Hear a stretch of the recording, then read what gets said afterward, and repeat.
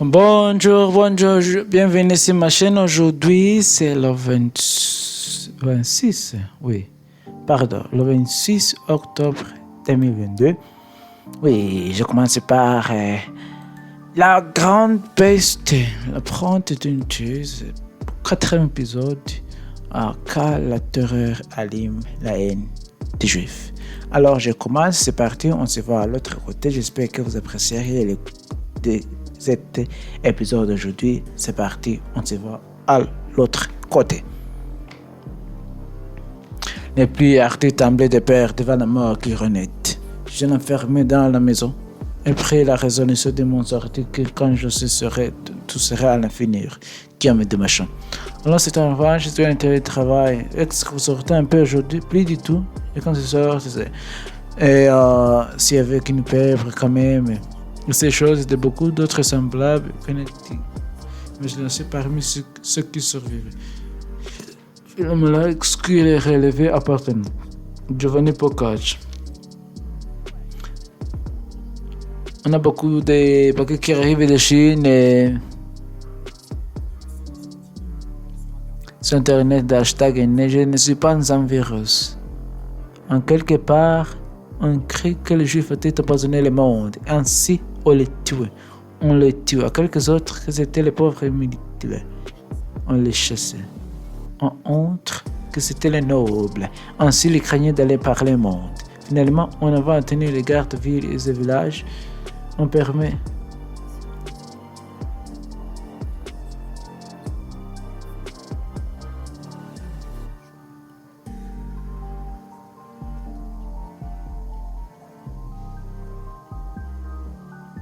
quand le terreur alimente la haine contre les Juifs. Désolé, on rend des responsables juifs qu'on accuse d'avoir infecté puis écrotons. La crainte du monde se déchaîne contre eux. C'est bien qu'il faille me massacrer par milliers. J'en devenais. Notre 148 massacre de 300 juifs. L'autre pour Salmona, il dirige des musées du judaïsme et spécialiste d'écologie du judaïsme et notamment de sépulture. Et de fait, en 2007, les archéologues et anacolotes en assemblant ont mis en jour ce qu'on appelle le fossé des juifs et que nous regardons un fossé, on a retrouvé 6 fosses, en attenant 69 individus. Et sur ces 69 individus, on a 40 qui portent des traces de coups sur les os. On a certains cas qui craignent extrêmement explosés par des coups extrêmement importants. On a certains individus qui ont plus de 20 traces de coups sur le squelette. Et pour un seul même individu, en tout, plus de 150 coups identifiables sur les os d'ensemble étaient faits. Et on a tout à fait des preuves de massacres extrêmement violents. Et si on a pu retrouver cette fosse et la fille pour prendre conscience de la violence nue de ces massacres, c'est parce que les sources secrètes en avaient gardé la trace. Et ces sources non seulement disaient vrai, mais exagérées en rien. Par de la perte, de la peste, et ce que fait faire, il ne parle pas que de la paix, mais quelque chose plus sombre. Quelque temps après, les critiques sont arrivés contre les Juifs dans la ville entière près de 18. Et miel la main biton. Ce qui restait s'enfuir. 3 jours plus tard, les Juifs se sont levés à leur tour, attaqués par les Juifs et massacrés plus de 300 qui traînaient dans une cercle vide et mis la main au bouton. Ils se vivant sur les fusils sur leurs amis qui les cachaient après la tempête, les restaurants nus et dépouillés de tous leurs biens. Et n'y a point de honte en ce jour d'épouvante. Peste est le monde de la peur qui inflige une maladie qu'on ne connaît pas, qu'on ne comprend pas, qu'on ne guérit pas. C'est ça qui veut dire peste. Alors oui, c'est pas très beau chose. C'est Ami Davis, il est spécialiste de la ville. On a été élevé parce que plus d'années dans la cour au Collège de France. Nos historiens ne se passent quand on dit peste, on dit des choses. On dit la peste est moderne, celle qui a été découverte par Alexandre Yersin contre le 14e, c'est le nom d'une maladie, mais les anciens, les mêmes par peste, toute autre chose. Et là, ça nous engage vers une autre histoire, en particulier celle de peste ancienne, celle de la peste dite des Athéniens, celle de peste romaine du IIIe siècle. Nous savons qu'ils ne sont pas des pestes depuis biologiques, mais c'est assurément des pestes dans les conceptions qu'on en a. C'est parce que la peste fait peur, c'est parce qu'elle avait quelque chose de peur, c'est la peste. À ça, ils savaient tous et toutes peur de moi, je le comprends. Et je plus t'appeler de cohabiter, parce que c'est de peur de maladie. Quand ce n'est pas la maladie qu'on fuit, mais à la haine, alors il faut partir casser ses affaires en espérant les retrouver plus tard. On peut observer des pans qui sont rouges et s'émailler, des petites feuilles qui sont soit des traites et des travaux. Et ce clé de conservateur s'amuser de la du judaïsme. Et ce qu'on a c'est parce qu'il connaît très bien l'histoire des persécutions médiévales. Partie qui correspondait à adopter la France dans la forme symbolique des foyers et des nouveaux couples. Surtout, cette bague porte une Pasteltov, une dessinée, porte chance, un nouveau couple. C'est la plus ancienne bague de mariage juif connue aujourd'hui. Alors, cette bague, quand il est prêté par la maison, quelle est son histoire? Parce que comment est-ce qu'elle est venue? Cette bague, elle fait partie d'un trésor. Alors, trésor double sans du terme, sans des découvertes archéologiques et des collections de jeux précieux. 1863, dans une maison de l'ancien quartier juif des Comars. Alors, ce trésor est constitué en fait de près de 300 monnaies et je crois ça objet désinvérés qui sont essentiellement des bijoux, mais on trouvait dans le maison, c'est-à-dire ce trésor dans le mur, dans la maison, ils n'ont pas enterré dans le sol. Et ce qu'on peut en fait imaginer assez facilement, c'est malheureusement c'est fréquent, c'est qu'on a une femme juive qui fait très précisément de la vie pour sauver de sa vie. Donc les parties sont rien, qu'elle a donc caché au mieux. Cette chose inespérée revenir et rechercher plus tard. On peut supposer ces personnes mortes, puisqu'elles ne sont pas revenues. On peut les supposer qu'à beaucoup sont morts, et ont été persécutés, poursuivis, alors que j'ai traversé leur la paix vient en fait par le sud, on va traverser sa progression en Catalogne, en Provence, ça va être défini, puis il va gagner Strasbourg à l'arrivée. En janvier, c'est 1349, et il va y avoir un massacre donc juif va trouver dans les années du qu'il est après juif. C'est pas arrivé en un certain jour qu'on a pu suivre la progression et de l'épidémie, des massacres, donc les juifs étaient au courant, se montaient, donc je pense qu'ils ont essayé de fuir. Sont d'ailleurs probablement, il m'a imaginé que serait venir récupérer les trésors qui représentent comme une masse militaire. Et parce qu'en fait, ces personnes ne me fuyaient pas. Elles ne fuyaient pas la peste, elles fuyaient la mort. Une mort encore plus certaine, encore plus violente. Elles fuyaient la haine qui se déchaînait contre elles, désignant comme des boucs émissaires. Donc si un événement exceptionnel, ce que Dieu, dans la tradition codexienne par ses fidèles par certain nombre d'événements et même malheureux, donc à nous d'essayer de comprendre avec ce besoin de trouver des boucs émissaires face à ces événements du Moyen-Âge. Donc,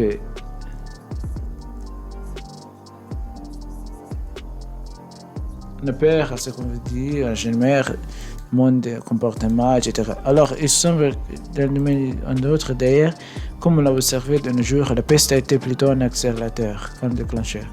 C'est plutôt qu'une des exceptions près des cultes de saints très particuliers qui sont affirmés comme justement des clans protecteurs contre la peste. On lit dans le geste de Lombard contre de Agamber, l'Italien fut par une peste si violente que les vivants sont sauvés les morts et fit de grands ravages, particulièrement à Rome et à Pavie. Alors en bonheur, je préviens une forme, une affaire de personnes, ordonnant un mauvais ange qui le suivait et puis à la main de frapper et d'exterminer. Or, autant de foyers frappaient une maison, autant il y avait de morts enterrés. Il y ferait révéler encore par l'ordre de Dieu à une personne que la peste se sera entièrement servée à Pavie. C'est Saint-Sébastien. Il faut en effet élever dans l'église de Saint-Pierre au Lyon. Aussitôt après, les frères c'est ça. Aussi pour aider à prier pour Saint-Sébastien.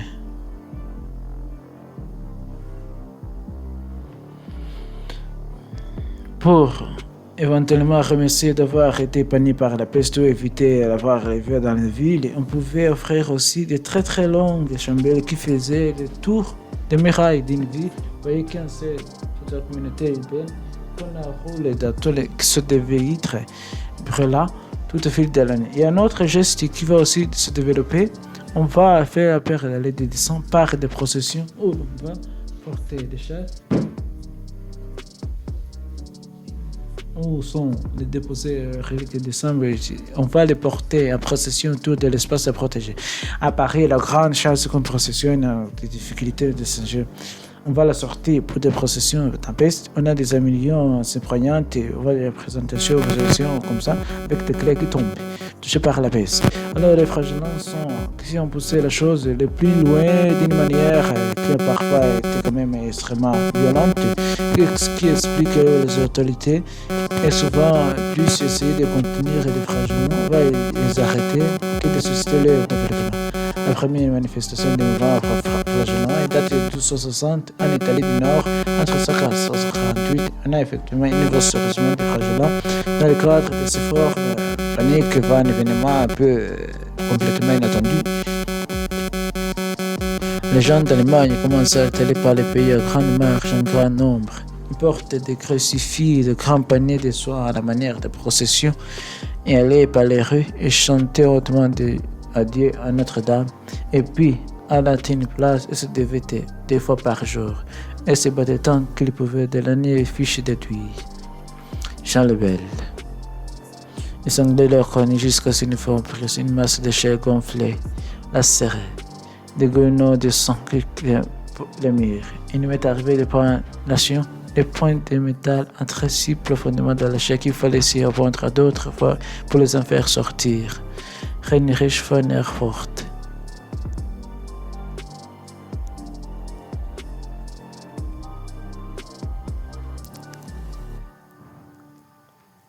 Et les interdictions ont commencé par le pape. Il n'a pas voulu accueillir qu'il ne fragile. 3 formes de plus sont surtout développées dans la région de l'Empire, si vous voulez, de l'Allemagne du Nord, de la France et de ces régions-là de l'Italie. Mais effectivement, ils ont plutôt marqué par les autorités politiques, et peut-être aussi parce que certainement, ils pouvaient aussi, si vous voulez, être à l'origine des autres. Et puis, si vous voulez, les flagellants, à l'origine d'un discours anti-judaïsme, des massacres des juifs. Et ça, le pape n'a pas accepté. Très intéressant pour Moses, le pape de l'époque, la première grande vague de peste qui explique les juifs comme les chrétiens sont touchés par la peste. Donc, c'est voyez le coupable. Bien que nous puissions ajuster, mais étant conscients, je dis, de choisir la reine juive dans laquelle il a pris, pour cette raison, il est normal que nous chérissons. Toutefois, récemment, une clamette publique est venue à notre attention, selon laquelle certains chrétiens, voyant un tort que la peste provenant des prisons des Juifs, trompés par le diable, ont dans leur propre et méritant tué certains de ces Juifs, sans distinction d'âge ou de sexe. Or, dans de nombreuses divers chez des gens qui ne connaissent pas la cohabitation avec ces mêmes Juifs, cette peste afflige la communauté. Donc, la preuve que les Juifs sont responsables ne tient pas. Nous ordonnons par conséquent par tous les écrits apostoliques que chacun de vous doit avertir que s'ils sont soumis à vous de ne pas saisir, frapper, blesser ou tuer ces mêmes Juifs.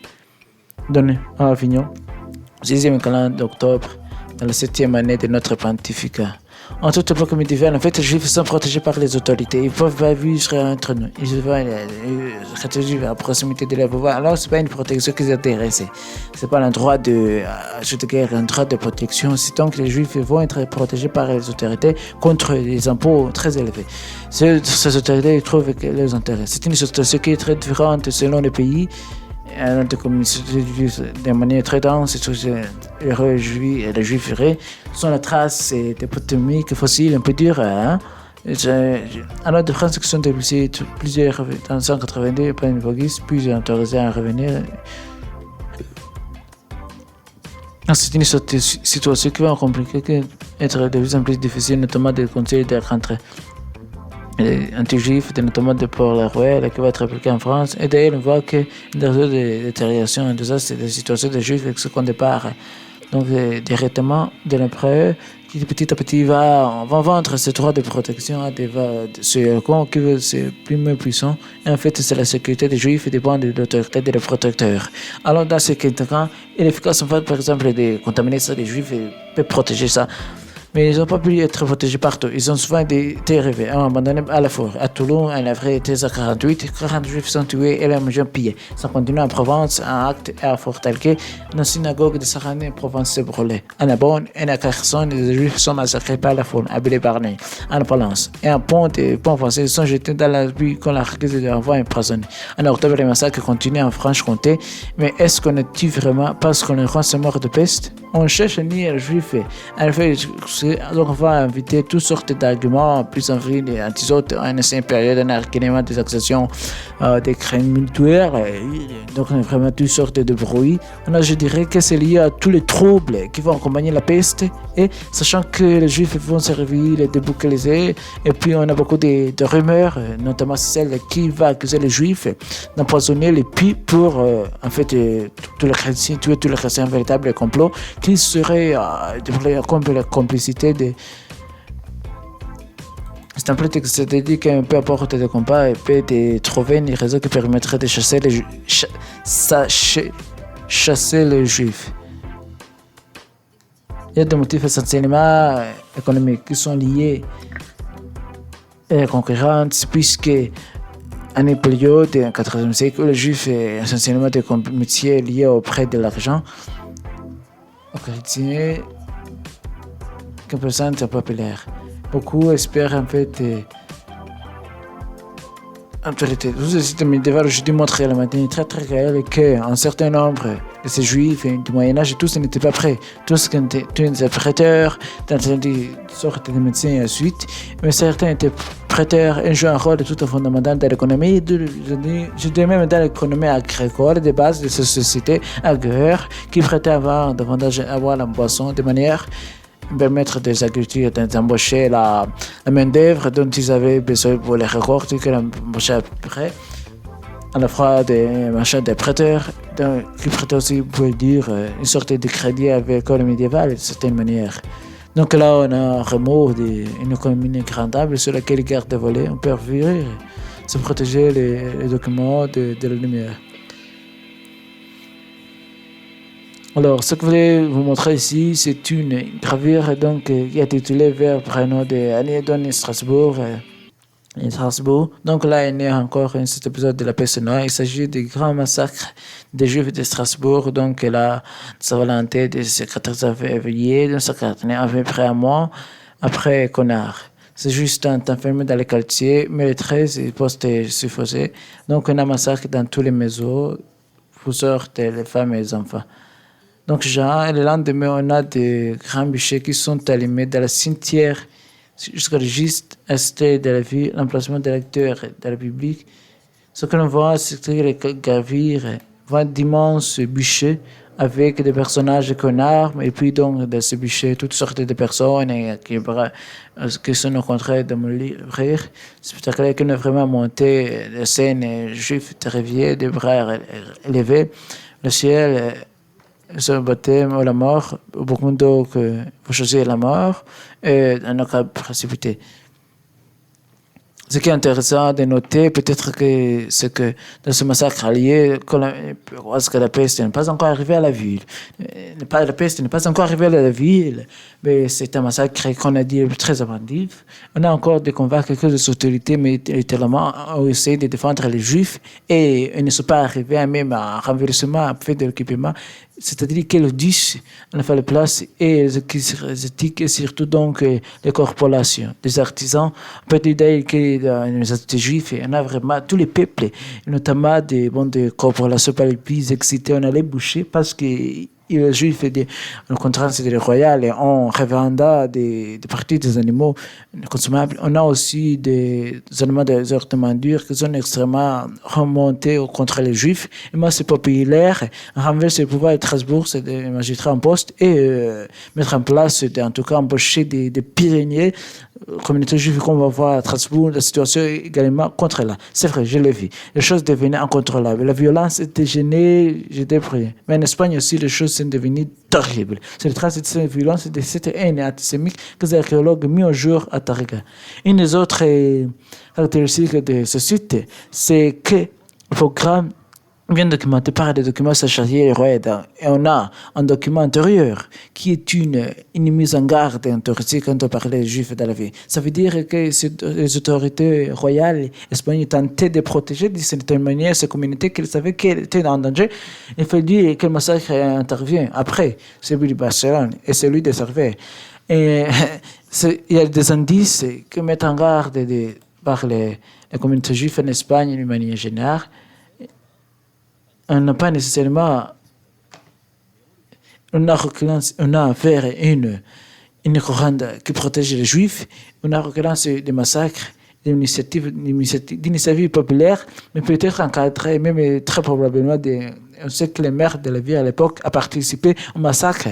On sait que très clairement qu'on a des témoignages là, quand les biens étaient volés et détruits, et notamment ont été détruits les reconnaissances dettes, puisque probablement une partie de ces juifs de Targa étaient prêteurs.